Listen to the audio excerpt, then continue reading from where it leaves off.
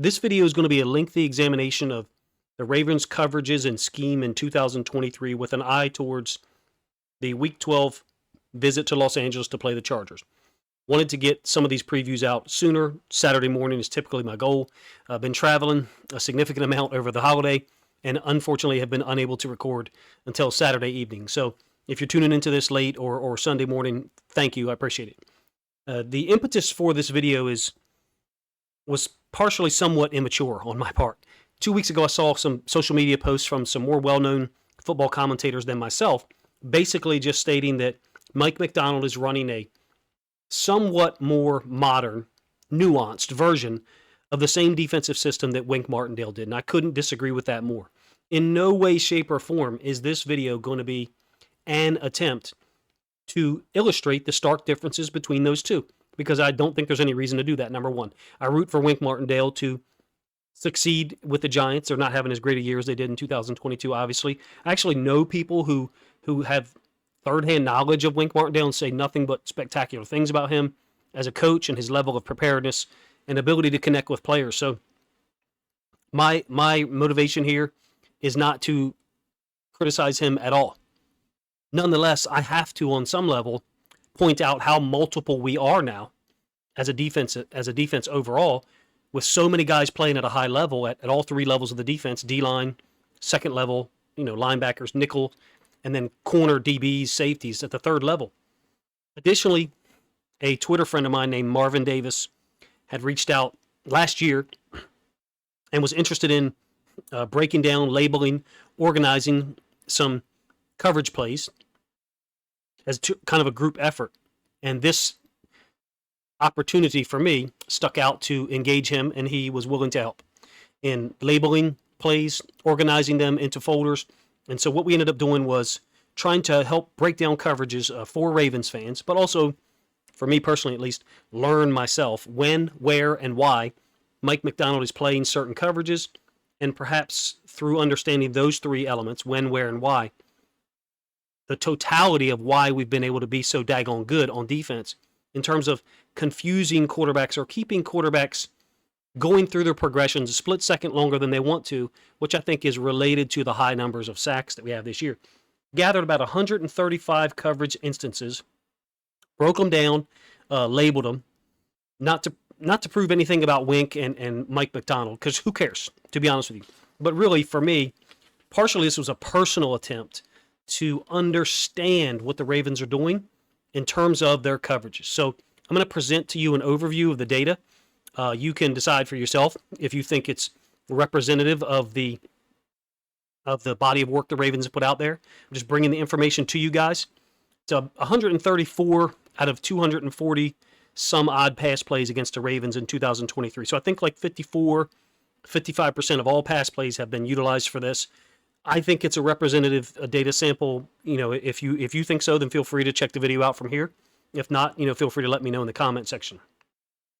Keep in mind, this is hopefully to provide information about what coverages the Ravens are playing, where and when they're choosing to play them, and perhaps how they're able to disguise things so well, moving from one coverage to the other. So we're going to focus on three elements of zone coverage: cover 3, cover 2, and then quarter, half, cover 6, which I really am not going to show. And I only had 6 instances of that, to be honest with you. Man free, we had a huge number of instances, I think 58 or 59. And then quarter split field coverages, which I believe was about 22% of the overall snaps that we collected and organized and studied for you guys to try to put them into categories based on down, distance, possession, yard line, personnel, concept, etc. So I'm going to give them to you guys by percent usage and then use some plays to illustrate the coverages. I haven't been able to record while we were traveling, so forgive me for getting this one out late. Usually I like to do Saturday morning. So man free, about 44% of the coverage data that we found, we categorized as man free, either a 4-man rush or a 5-man rush, meaning there's man on the receivers, and then a middle of the field free safety, and maybe a low hole dropper, a linebacker. In this case, Kyle Hamilton's guy appears to have stayed into block, so he's just a bonus defender against the pass, in my opinion.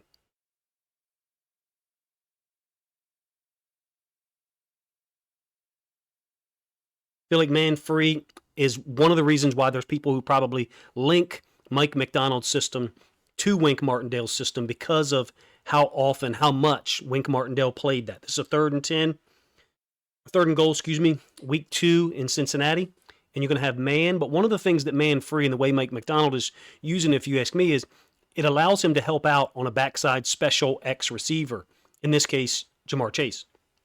Now, that doesn't impact the play from a standpoint of Rock Ya-Sin actually pulling the ball out here, but I believe that it can have an impact in terms of the leverage that a guy plays with, although Rock Ya-Sin's taking inside leverage here, and that's where his help would be. It's another one of those back shoulder throws that Burrow and many other quarterbacks in the NFL specialize in.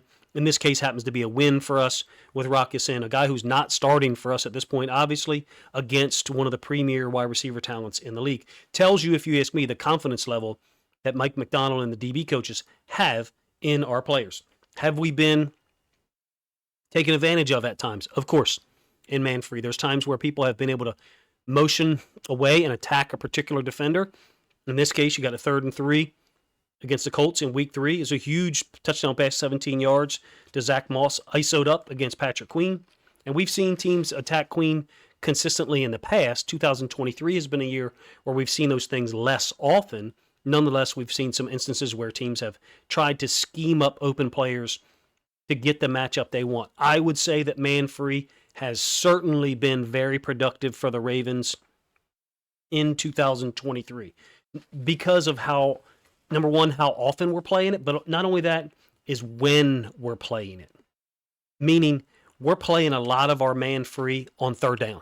In the data that we've compiled, 65% of man free is on 3rd down and 6 or more. That's what Mike Macdonald wants to get to against certain teams, in my opinion.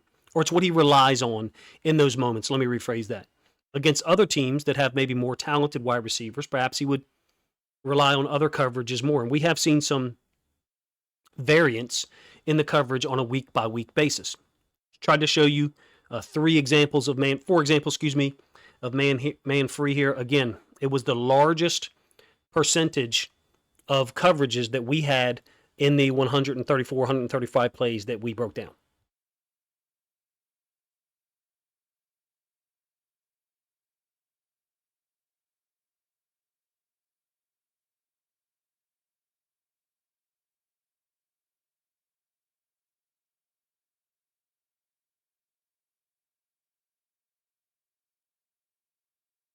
All right, my apologies. The second one that I'm going to show you, I'm going to intentionally break it up into what ends up being a 2 high safety coverage versus the previous one, man free, ends up being a 1 high safety coverage. Initially, I thought I would go man free and then cover 3. Saw less instances of cover 3 throughout the course of this film study, to be honest with you. And point number 2, I saw 3 different versions of cover 2 that I knew we were running, to be honest with you. And I wanted to try to illustrate them for you guys. These cover 2 variations make up about 17% of the plays that we had organized. So far less than the 44% that we had from a man free. You can see you got a hard corner, Darby, Stevens up top, 2 high safeties. You do not have anyone, preparing to run the middle of the field like a Tampa 2, which I'll show you in a minute. Happens to be a great play underneath by Patrick Queen, tackling the running back in space on a 3rd and 9 to get a stop against the Bengals in week 2. This will be a typical cover 2. Week 4 against the Browns, 1st and 15, going to be a great play down bottom by Darby. Now, in a lot of these coverages, you're going to see stuff on the back side of the formation. The Ravens do this a lot, and it's another thing, if you ask me, that Macdonald does that is forcing quarterbacks to make choices, multiple choices, in some cases too many choices on any particular play, to be efficient. On the back side, you're normally going to get man by the X, regardless of what you've got to the trip side. And when I say most, I don't mean 90% of iterations. There are some times where we play the hard-coded coverage to both sides of the field. In this case, we're not. We're playing man up top, cover 2 down to the bottom. It's not Tampa 2, but you got the 2 high safety look with Hamilton. And I think that's Geno Stone back there. Fantastic play on this 1st and 15 by Darby. to get the pass deflected. Browns were fortunate. There was no interception on the play. Week 5 against the Steelers. Great break in a typical cover 2 by Humphrey down here. Again, no Mike run in the middle of the field, running to get to what is essentially the deep middle third between the hashes. I think this is a forced fumble. I've looked at it multiple times. I remember looking at it live. This looked like a forced fumble to me. Certainly did not look like a completed pass. But you can see Humphrey has released number 1 receiver outside to the safety. The other safety is around the top of the hash as well. Marlon's going to break on the throw on a 2nd and 10. Make a fantastic play. All right, next iteration of cover 2. Tampa 2 did not have nearly as many. I've compiled all the cover 2 into the 17%. And I'm sure there's other people who have a different estimates for you about the percent of the time we're playing cover 3, the percent of the time we're in cover 2, etc. This is the custom database that we have, Marvin and I, that we went through. You know, you can believe whatever you want to believe. I frankly don't care. We went through it, and that's why it took me so long to get this video out. Tampa 2, you have Hamilton, who is the guy who's prepared to run with any vertical in the middle of the field. Very similar to the last defense I just showed you, the cover 2. You have 2 high safeties, but the middle of the field guy, the, quote, Mike linebacker in an old school Tampa 2, in this place is being served by Kyle Hamilton, allowing Queen and Roquan Smith out of a mug look. It's another indicator that you might get a cover 2, is that we got the mug look, 5 or 6 guys up on the line of scrimmage, and in this case, 2 guys dropping out, Queen and Smith. Hamilton doesn't have to run with a vertical in the middle field because it never shows. As such, he ends up getting a pass defended on a 3rd and 8 against the Bengals in Week 11. One more iteration of Tampa 2, one that did not work out very well for us. I think Rocky Sin just does not do a good job at all of identifying, number 1, that this is Elijah Moore lined up in the backfield, and number 2, once he's got 2 threats down here, this is Tampa 2 in the red zone, which is a somewhat different defense than Tampa 2, like let's say middle of the field, whatnot. But Rocky Sin has stayed with Cooper while the safeties matched up. Moore ends up being wide open. We didn't match it up well at all. The flat defender, in my opinion, Rocky Sin, should take that route. But at some point, all zone becomes man. We just did not do a good job, obviously, of containing Deshaun Watson in this game or on this play, number 1. And number 2, being able to match up with 1, 2 potential receivers and a quarterback breaking outside the pocket was just not going to work for Patrick Queen and Rocky Sin to be the only 2 guys in the area to defend it. Hopefully I said that in a way that makes sense. Tampa 2 in the red zone. Third version of cover 2 is actually really interesting, and Macdonald tends to use it on 3rd and 7 or more. Forgive me, I'm flipping through papers. We have 6 iterations of this one, 5, excuse me, and it's 4 under, 2 deep. So the previous 2 cover 2 versions I showed you had 5 players, basically in those areas there, being somewhat elementary in this explanation. You can see in this case, on this play, there's only 4 because we're bringing that 5th rusher on a 3rd and long. All of them were 3rd and 7 or longer. We had a 3rd and 7, 2 3rd and 8s, a 3rd and 11, and I believe a 3rd and 10. That's when Macdonald uses it. This is week 2 against the Bengals. Incomplete pass up the right sideline to the tight end. I think it's Irv Smith. Great throw by Burrow. Great catch by the tight end. 5-man rush, sticking it over top of the corner, outside of the safety, to the sideline, in the hole there. Tight end only able to get 1 foot down. But this is the 3rd version, and one that's less commonly utilized in the NFL and in college. Is a 4 under, 2 deep zone. Macdonald used it at Michigan. I mentioned it in a video after the Week 11 win over the Bengals. You may see it again Sunday night. One more time. 4 under, 2 deep, 3rd and 11 against the Browns. This one will be tough to watch as a Ravens fan. Hamilton and Oweh, one of them or both, blows this assignment here on Njoku. It ends up being our 4 under, 2 deep. So you say, Coach, I don't think they blew it. This is what we're supposed to do. Someone has to be responsible for the tight end. It is a 3rd and 11. Goes down as a huge completion to Njoku underneath. We've had trouble with these Y delay concepts where the tight end chips and then releases on 3rd down. And going through this data here, I say we had 134 coverages. saved to use to begin to filter down in this film study. I probably watched 50 more and didn't save them. The online player that I utilized, I was just watching plays and then chose to save particular ones to utilize, to show you guys, illustrate each coverage concept. And this right here, that's happened, maybe not necessarily the first down conversion.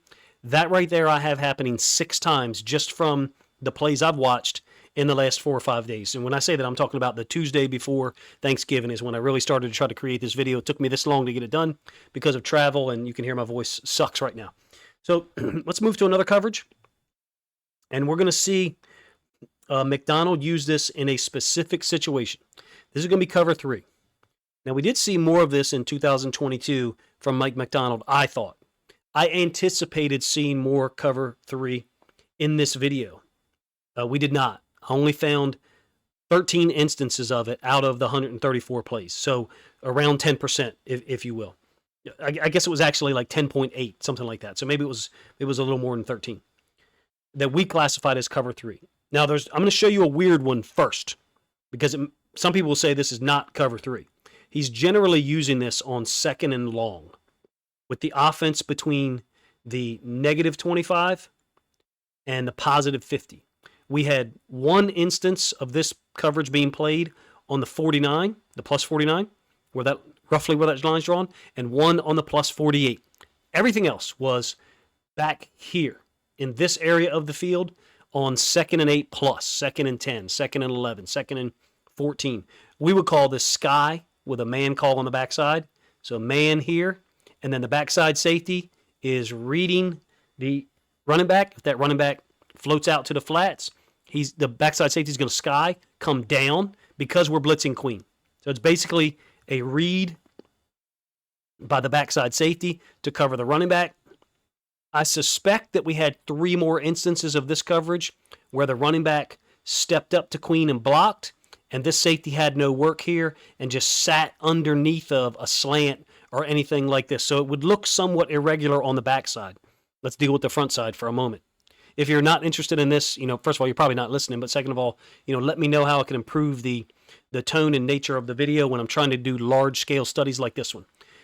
Outside linebacker Clowney to the field is dropping out. Hamilton has the flats. Deep third defender.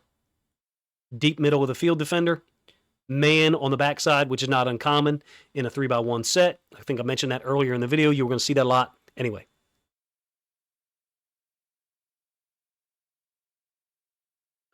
All right, moving on to another cover 3 variation, or somewhat different variation, still schematically the same thing.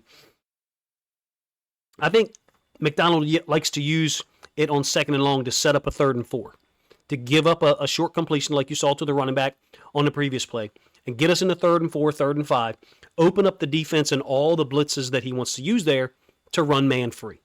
This is week 2, 2nd and 14 against the Bengals. Outside linebacker is dropping to the boundary this time. Now it happens to be Clowney again, but you can see the ball is on the right hash. Last time he was to the field, Clowney is again dropping out, being the curl flat defender, basically. Free safety is dropping down. Is Geno Stone.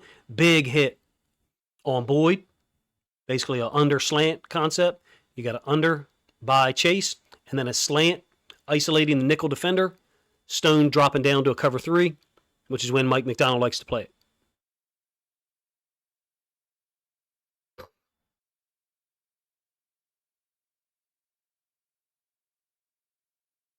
Like I said earlier, not as many cover 3 variations as I expected, to be honest with you.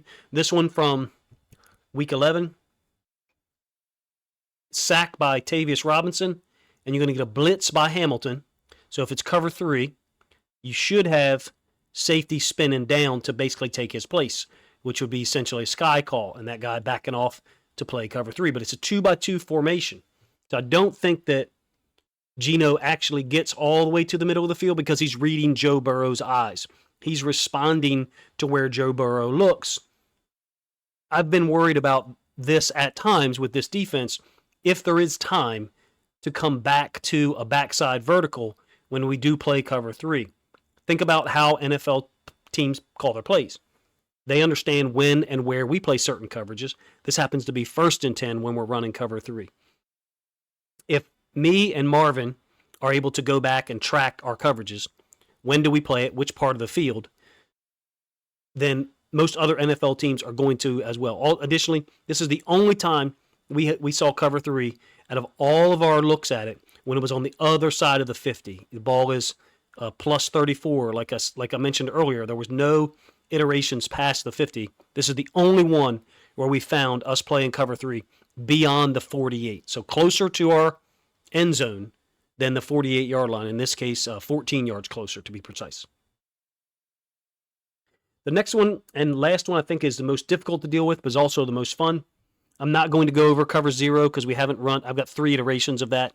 Not going to go over 2-man. I think we had 5 iterations of that.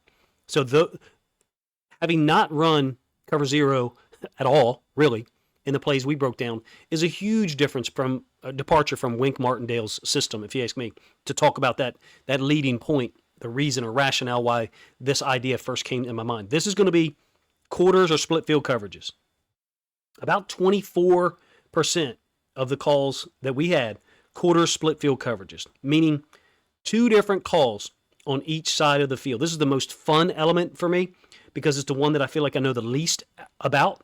It's the one that's the most unpredictable in its usage in terms of which part of the field Macdonald's calling it on, and down in distance. Tampa 2, when are we running that? 3rd and 7 plus. Man free, when are we running that?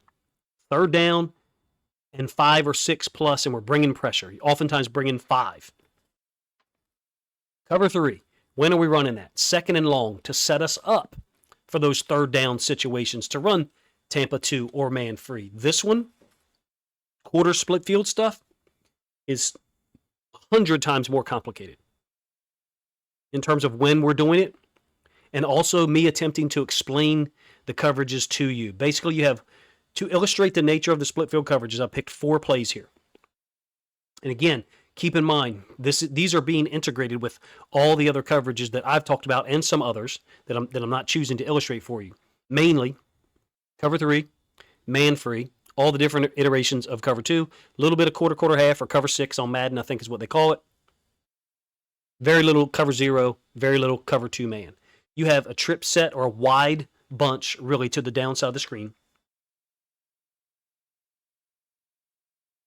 And the usage of this, if you ask me, is really the most balanced, meaning 40% quarters on 3rd down, 30% on 1st down, and about 28 on 2nd down, something like that. A little less than 100%. Don't ask me how those 3 didn't add up to 100%. Maybe there was a 4th down play in there.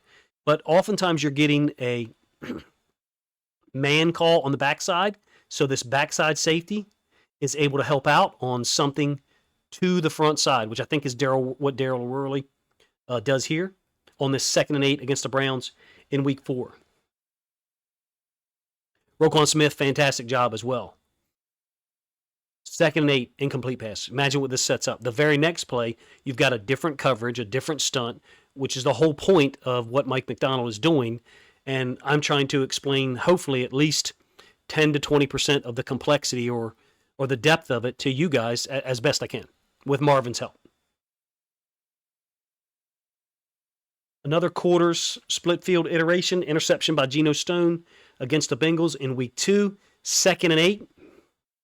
First of all, you got a man call on the backside, bottom down here.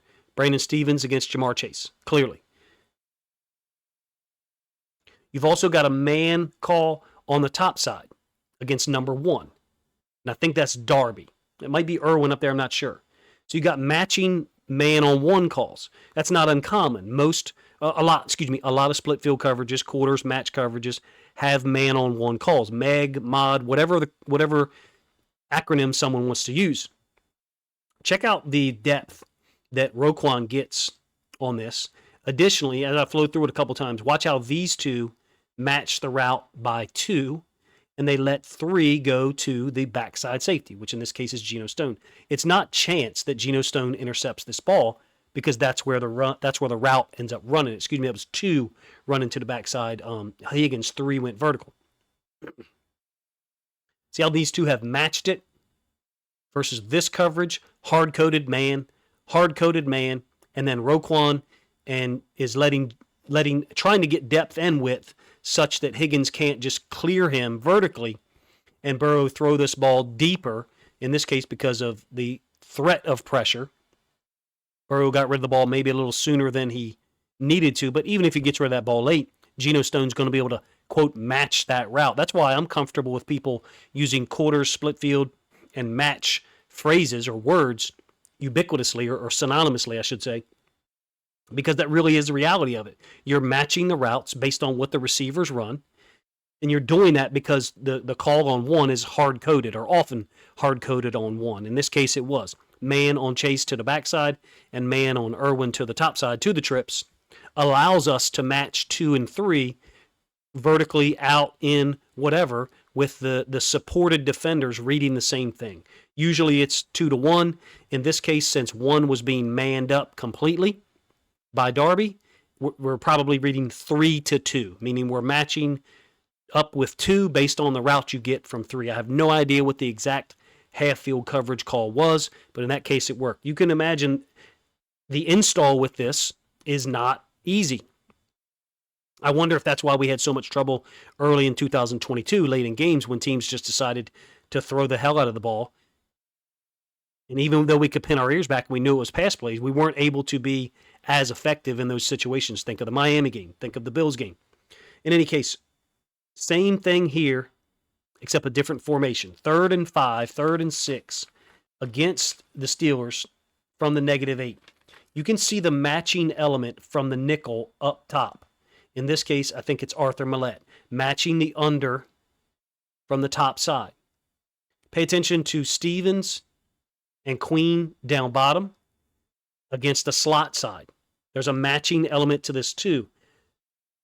The challenge of this is being able to transition from one coverage to the other from play to play and be effective at it. If you can do it, then you force the quarterback's job to be terrible. In this particular case, Stevens is lined up to play man on 1. 1 is getting an inside release.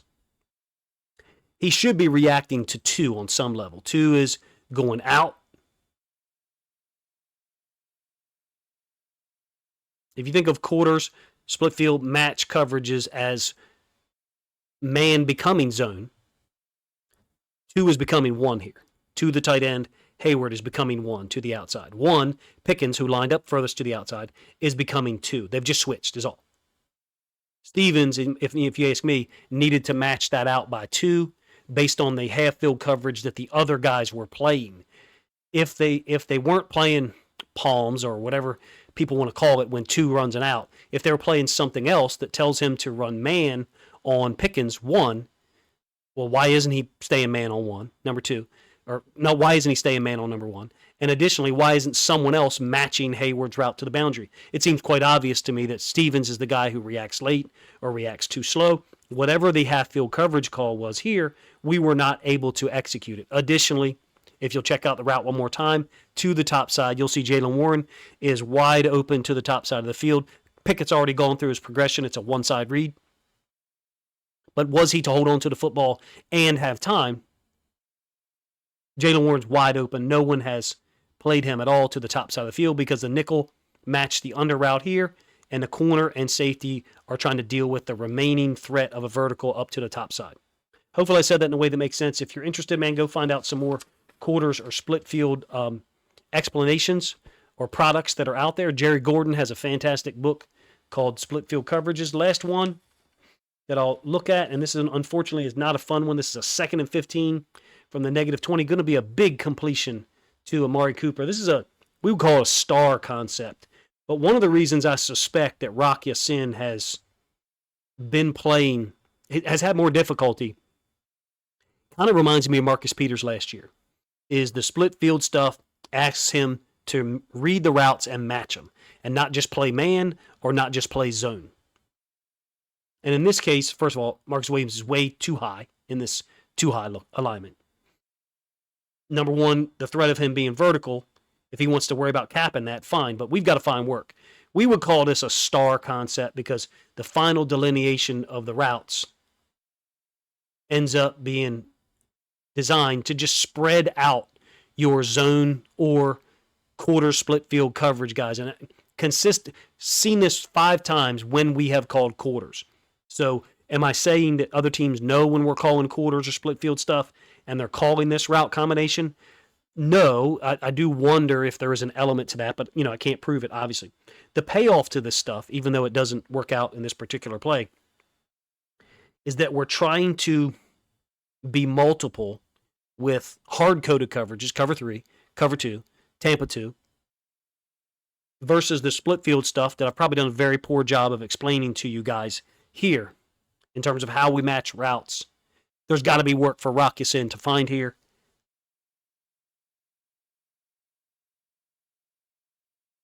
Two's running out. Rule for this guy, regardless of what it is first to the flats, match it. So he's matching that. Rule for Hamilton is first to the flats, match it. For Rock, that just leaves this guy here.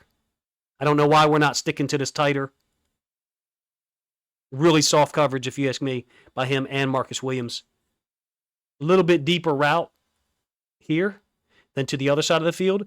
I would say that everything else looks mirrored from an offensive route distribution standpoint. But somebody, if we're telling him to cap the route, cap the vertical, don't get beat deep because of the situation, somebody's got to match this. And to me, there's a very poor job of Rock Ya-Sin of matching the routes as they distribute during the play. And I think that's the standard that Mike Macdonald has. And he's not the only one. Multiple people play these coverages, even down to the high school level, and play them efficiently. And I wonder if that's the reason, one of the reasons that Rock Ya-Sin hasn't been able to get on the field that often. I do wonder if the percent usage is, first of all, skewed a little bit because we don't have every single play. I wish I had the time to do it. Thanks to Marvin. Heads up for him for helping me out. If you guys enjoyed it, please let me know. I'm trying to provide you as much information that I'm professionally able to relay with my ability level to break down the game, number 1, and 2, my availability this week with traveling and my voice. How much do you think quarterbacks get caught up in that? Meaning, some of the things we talked about in this play are quarterbacks processing all of that. No. They're looking for open space. They're looking for route combinations. They're looking for matchups. They're listening to what their offensive coordinator just told them in the headset. And it's the offensive coordinator's job to filter the information from the film study that they do, which is 500 times more complicated and in-depth than what we've tried to provide here. I think it's working pretty well, number 1. Are we able to get quarterbacks to hold on to the football a little bit longer? Yes. I think the sack number proves that. I think the sack number shows that. Regardless of who's been on the field in this system since mid-season last year, maybe week 5, week 6 last year, we've been able to get sacks regardless of who's been on the field at edge rusher, regardless of who's been on the field at DB. There's some exceptions, but I feel like the system is putting people in place to make the plays. Guys have to take advantage of the reads. I pointed out Rock Ya-Sin because I feel like at this point in time, he's the guy who's taking the least advantage of the opportunities. How does it relate to the Chargers? Justin Herbert, Keenan Allen, Austin Eckler, Quentin Johnston. Those dudes have been inconsistent recently, for real. They got wins over the Bears and the Jets, but they've got close losses to the Lions and the Packers. How does that relate to the Ravens? I do think they're very capable of making plays. I really do like the young slot receiver. I think he's a rookie, Darius Davis. He's a receiver and a return man. Occasionally put him in the backfield. I think it's going to be an interesting dynamic for Herbert. Professional, big, strong-arm quarterback can move. Can he match all these variables and these schemes that Mike Macdonald and the defense will bring to Sunday Night Football in Week 12? I'm not sure. I didn't focus on the Chargers' offensive scheme here. I did watch a significant amount of Chargers film before the Lions played them 3 weeks ago out in Los Angeles as well. I don't see this game being 41-38 whatsoever. I think the Ravens' quality of defense and coverages, absent injuries to our DBs or something like that, is at a higher level, far higher level than what the Lions brought there. Additionally, a far higher level than, I would say it's more akin to how the Jets defended the Chargers, which the Chargers didn't have to do a ton offensively to beat the Jets because the Jets' offense is so poor. You guys let me know what you think of the film study, how we attempted to do this. Again, it's at least 18 hours late for me. I wanted to get it out Friday evening or perhaps Saturday morning. Saturday evening is far too late. But if you guys checked out the whole thing, first of all, I appreciate it. Second of all, let me know what you think of the film study in the comment section. And then if you think other Ravens fans or maybe even other Chargers fans would enjoy this look at what coverages the Ravens are playing, when, where, and maybe why they're doing so, then please consider grabbing a link to this video, sharing it out on social media to help this content get more reach.